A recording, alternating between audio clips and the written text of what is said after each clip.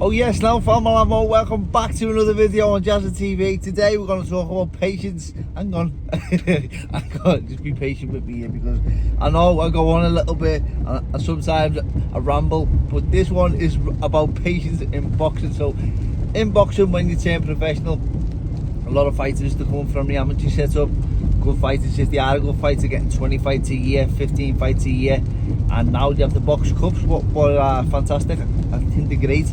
Oh, before I digress there, remember, patience, have patience with me here. So a lot of them are fighting so active, and then they turn professional, and when you turn professional, it's a bit of a shock, because I was one of the most active fighters ever. I had winning fights, 17 fights I had in 3 years. My first 3 years as a professional, that I couldn't even work it out. It's like, I don't know, I was just constantly in camp, constantly fighting, and I was happy that way. And I was young, and I was coming off the amateur setup where I was fighting for England on the break, just like they do in the football. They have the international break, but then the good players carry on playing, obviously, for the country. So I was just fighting constantly when I turned professional, and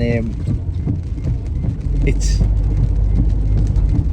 what happens is when the rounds go up, or not even for everyone, some fighters get given 4 fights a year, 4 televised fights a year. I would say, yeah, I'd be happy with that. 4 televised fights a year. I wouldn't want to go below that. I wouldn't want any less than 4 fights a year, especially when you're trying to learn, trying to get good sparring. If you're not in camp, you're not sparring, so therefore you're not learning. Now, you can learn on the pads with your coach, but it's just something different about getting good sparring. I would advise youngsters to go and get a lot of good sparring with good champions. When I just turned professional, I go and spar anyone I could. I was originally going to sign professional with Frank Maloney, and Frank Maloney also promoted a fella called Rendell Munro, the bin man, world champion, and he weren't world champion, he was fighting for a world title. And my first professional sparring was going to go and be, well, against someone who was like some sort of a champion, against the bin man. 3 days sparring we had. It was supposed to be 3 days, done 2 days back to back sparring, and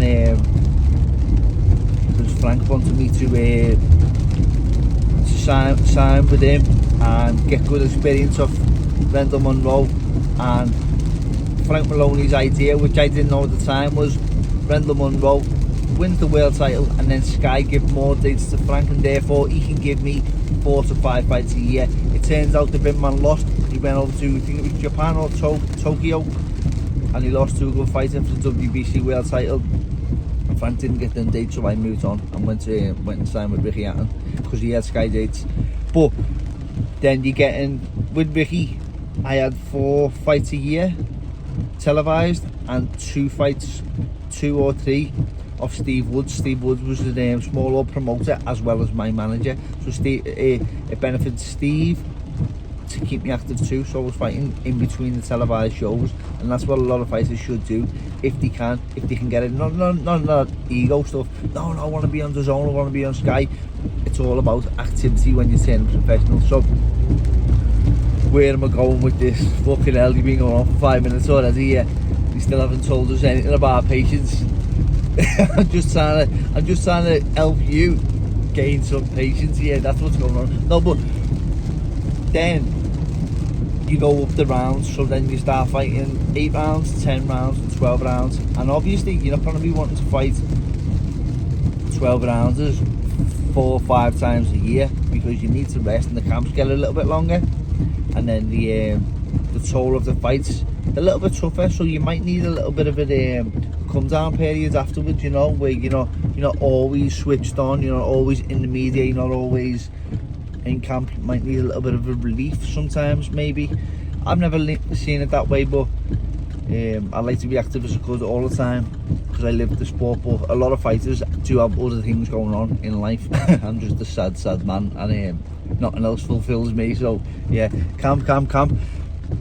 So when you get to that level where the fights stop coming, it can be confusing, very confusing, and fighters lose the head. I see so many fighters. So you have a 6 month layout. I've had 10 months or a year. I think I had a year layout, and one time he has an 8-month layout after a broken jaw, and that was very, very, very tough. And what you've got to, it's like now you're put in a position where you have to learn.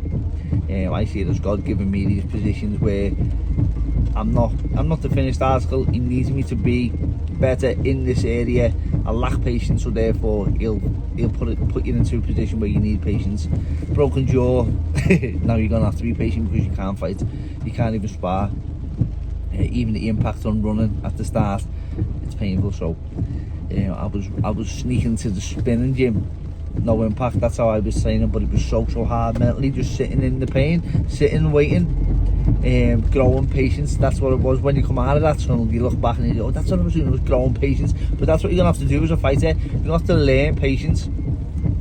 Why? Because patience and perseverance, they go hand in hand as professional boxers, because silly, you do need this patience, and your manager's telling you, no, you're gonna fight, and then the fight falls through. That happens 3 times back to back. It's been 4 or 5 months. What's going on here? Are we fighting? And then the fighter needs a little bit of an outlet, a bit of relief. He's now gonna have to persevere in this weight, and he's gonna say to his mates, what's he gonna choose? He's gonna say, look lads, I can't come out here this weekend. I normally come out once or twice after a fight.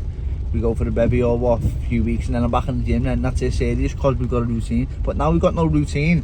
What am I going to do? I'm going to persevere and stay disciplined and go to bed early and eat right, or I'm just going to go out and live that way out of camp, because you see so many fighters, and a lot of fighters I know, they live in 2 lifestyles, and